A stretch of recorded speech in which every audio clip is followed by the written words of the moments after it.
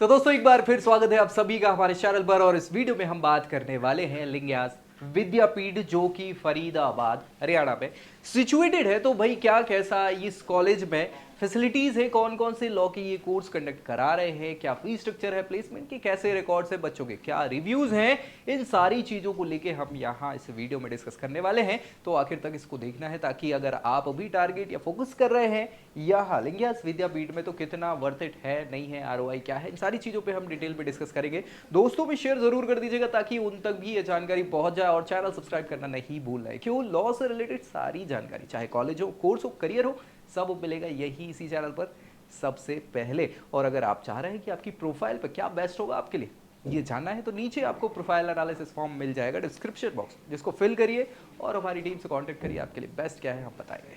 चलिए लिंग्यास विद्यापीठ की बात कर ले यहाँ पे। तो भैया ये जो है यहाँ इनका कैंपस आप देखें, बहुत बढ़िया हरियाली हरियाली छाई हुई है। हाँ ग्रीन कैंपस है, ऑब्वियस सी बात है, ठीक है। और यहाँ बात करें तो इनको 1998 में स्टैब्लिश किया गया था। कब? 1998 में स्टैब्लिश किया गया था।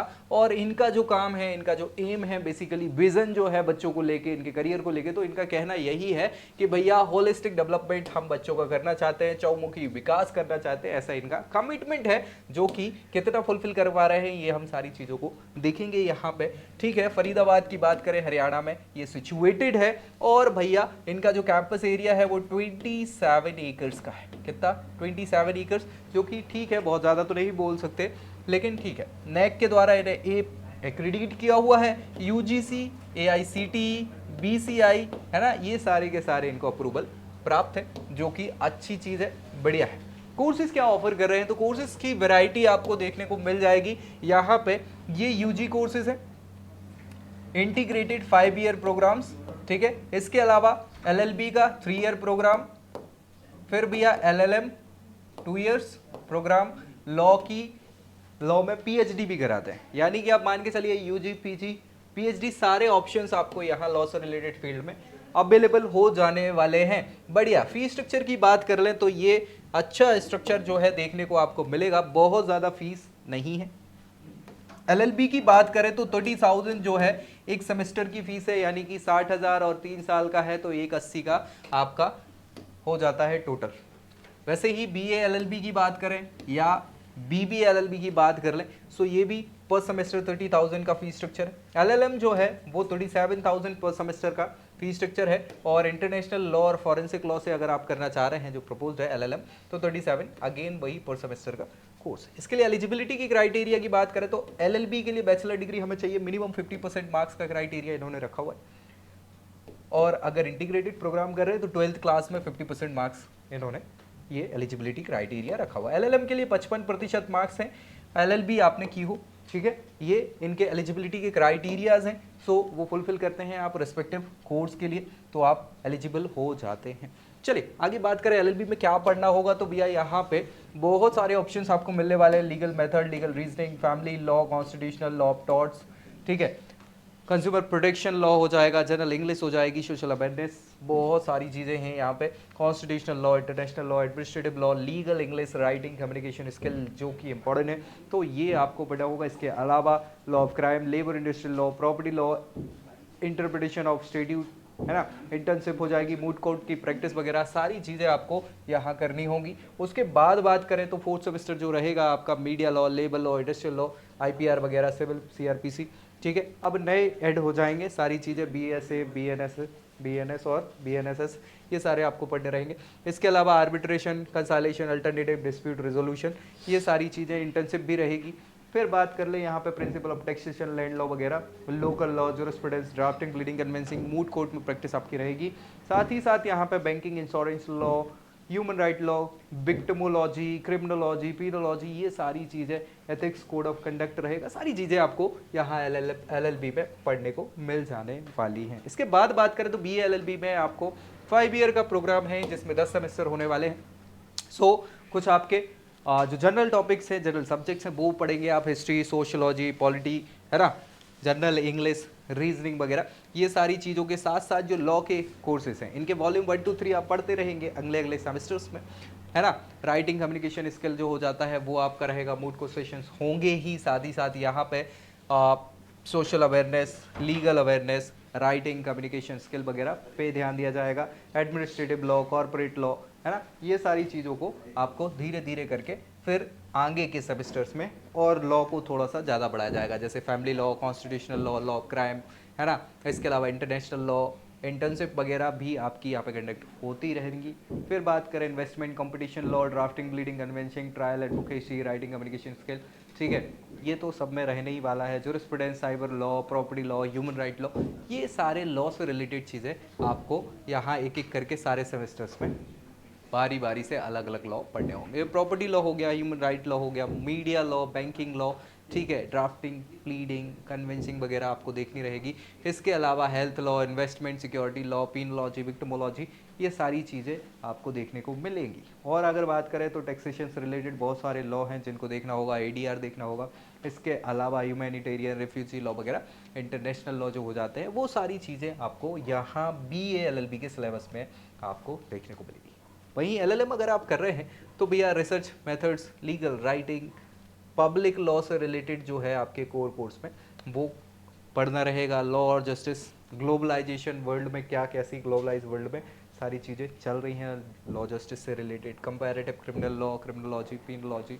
इसके अलावा देखें तो criminal justice administration, victimology, CRPC, वो सारी चीज़ें अब नई हो जाएंगी हालांकि, ठीक है। और जो क्रिमिनल लॉ है उनसे रिलेटेड डिसर्टेशन वगैरह आपकी फाइनली आपकी LLM की डिग्री हो जाती है। बात आती है यहाँ पे डिग्री तो ठीक है, प्लेसमेंट कैसे क्या है, क्या ऑप्शंस हैं, तो दो ऑप्शन आप देख रहे हैं, highest placement, average placement.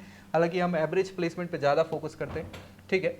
Highest package इनका 10.2 lakhs का इन्होंने बताया हुआ, जो कि हाईएस्ट सभी को नहीं मिलता, एक दो बच्चों को मिल जाता है जिसको हम बस केवल अपने प्रमोशन के हिसाब से यूज़ कर सकते हैं कि वो कॉलेज में 10 लाख का पैकेज गया था बच्चे को लॉ फील्ड में, लेकिन वो सबको नहीं मिलता। यहाँ ऑन एन एवरेज की बात करें तो 4 से 5 लाख का जो है वो एवरेज पैकेज बताया हुआ है। जो कि ROI की बात करें, ROI बोले तो रिटर्न ऑन इन्वेस्टमेंट, ROI मतलब ये है कि हमने जो इन्वेस्ट किया हुआ है उससे हमें कितना रिटर्न मिल रहा है। अब हमने क्या क्या इन्वेस्ट किया हुआ है, एक तो टाइम इन्वेस्ट कर रहे हैं, ठीक है, जो हम कोर्स करेंगे 3 ईयर, 5 ईयर, 2 ईयर जो भी करेंगे, ठीक है। उसके साथ साथ फी स्ट्रक्चर जो है वो कोर्स फी लग रही है, हम केवल कोर्स फी आपको बताए हैं, है ना, और बाकी के एक्सपेंसेस हमने नहीं बताए हुए। तो कोर्स फी की ही अगर हम बात कर ले तो भैया हाँ लगभग 3-4 लाख रुपए, 3 लाख तो मान के चलिए BLLB का आपका कोर्स फी है।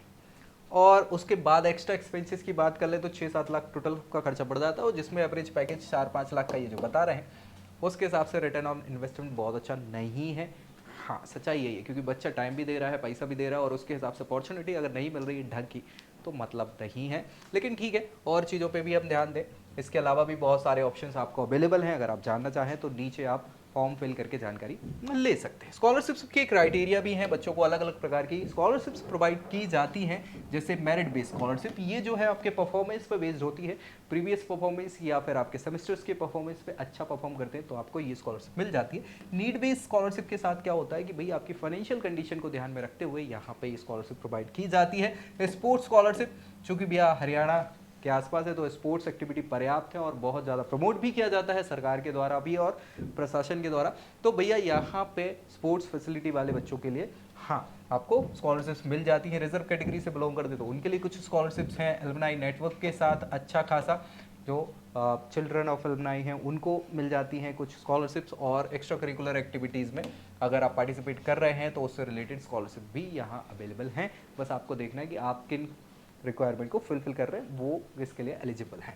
स्टूडेंट लाइफ की बात करें तो इनकन्वीनियंट लोकेशन, हाँ भैया ये एक चीज़ हो सकती है। हरियाणा फरीदाबाद जो है वो सिटी तो अच्छी है, लेकिन ये एक्चुअली मेन सिटी में नहीं है, थोड़ा सा दूर है, ठीक है। तो बहुत डिफिकल्ट हो जाता है बच्चों को, इंफ्रास्ट्रक्चर के साथ भी अपडेटेड नहीं है थोड़ा सा। इंफ्रास्ट्रक्चर जैसे हमने बात करी 27 एकर्स का ये कैंपस है, तो होनी तो चाहिए व्यवस्थाएं, लेकिन अगेन अपडेटेड व्यवस्थाएं नहीं है, इंफ्रास्ट्रक्चर को अपडेट होने की आवश्यकता है ना। इसके अलावा कैंटीन प्राइजेस थोड़े से ज़्यादा है, वाईफाई फैसिलिटी फिलहाल नहीं है, पानी की समस्या भी है। तो इन सारी चीज़ों को, चूँकि ये बेसिक चीज़ें हैं, ऐसा नहीं है कि एक्स्ट्रा चीज़ें हैं, पानी ही नहीं होगा तो बच्चे क्या करेंगे, है ना। तो इन सारी चीज़ों पे ध्यान रखना होगा, क्योंकि आप एक ऐसी जगह जा रहे हैं जहां आप टाइम भी देंगे, पैसा भी देंगे, एफर्ट्स भी देंगे, और रिटर्न अगर नहीं निकलेगा तो समस्या है। इंफ्रास्ट्रक्चर फैसिलिटीज़ में अगर हम देखें तो इंफ्रास्ट्रक्चर भी 1998 का ये कैंपस है भाई, इससे अगर बात करी जाए तो 25 साल करीब 25 साल तो इन्होंने बिता चुके हैं। तो वो इंफ्रास्ट्रक्चर जो है वो थोड़ा सा एजिंग इंफ्रास्ट्रक्चर है, ऐसा बच्चों का कहना है। टेक्नोलॉजिकल रिसोर्सेस नहीं है, बहुत ज़्यादा नहीं है, एक्चुअली लिमिटेड है।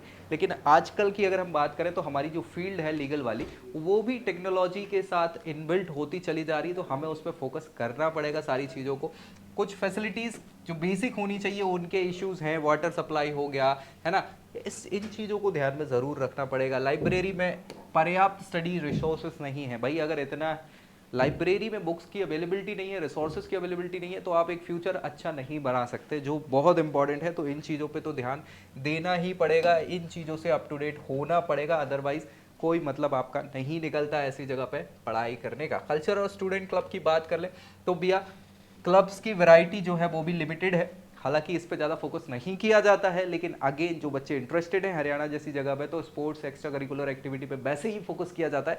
तो यहाँ इस चीज़ को ज़रूरी है अपडेट होना। एंगेजमेंट जो है वो इनकन्सिस्टेंट है। इसके अलावा यहाँ पे रिसोर्स कॉन्स्टेंट है भाई। रिसोर्सेज तो बहुत इंपॉर्टेंट है, बिना रिसोर्स के कुछ नहीं होता। आज के समय में रिसोर्स ही सब कुछ है। इवेंट मैनेजमेंट भी बहुत अच्छे नहीं है, जबकि यहाँ हो सकते हैं, क्योंकि भाई आप एनसीआर की बात कर रहे हैं और एनसीआर में तो हर चीज़ अवेलेबल है। ट्रांसपोर्टेशन की बात करें तो यार थोड़ा सा सिटी से, मतलब मेन सिटी में नहीं, थोड़ा सा दूर है तो थोड़ा लग जाता है। पब्लिक ट्रांसपोर्ट की व्यवस्था भी प्रॉपर वैसी नहीं है ना। इसके अलावा शटल सर्विस जो है वो भी इनफ्रिक्वेंट हैं और ट्रैफिक के कंजेशंस भी हैं यहाँ पे। तो थोड़ी सी नेगेटिविटी है, कहीं ना कहीं चीज़ें कम हैं चीज़ों पे, और फोकस किया जा सकता है मैनेजमेंट के द्वारा भी, कॉलेज प्रशासन के द्वारा भी। तो इन चीज़ों को देखें, और अगर आप टारगेट कर रहे हैं तो ये चीज़ें ज़रूरी हैं, आपको पता होनी चाहिए कि कमियां कहाँ कहाँ हैं, ताकि उसके हिसाब से आप बेहतर फैसला ले पाएँ। तो अपने लिए एक अच्छा कॉलेज चुनने से पहले क्या करें, जानकारी ज़रूर लें, और अगर आपको लगता है कि हम हेल्प कर सकते हैं तो नीचे आप ज़रूर कॉन्टेक्ट कर सकते हैं। फॉर्म्स जो है वो डिस्क्रिप्शन में दिए हुए हैं। बाकी दोस्तों में शेयर कर दीजिए और चैनल सब्सक्राइब करना नहीं भूलना है। तो मिलेंगे अगली वीडियो में अगली जानकारी के साथ, तब तक के लिए जय Hind. I hope you like this video. For more such videos, keep watching our channel And do not forget to like, share and subscribe.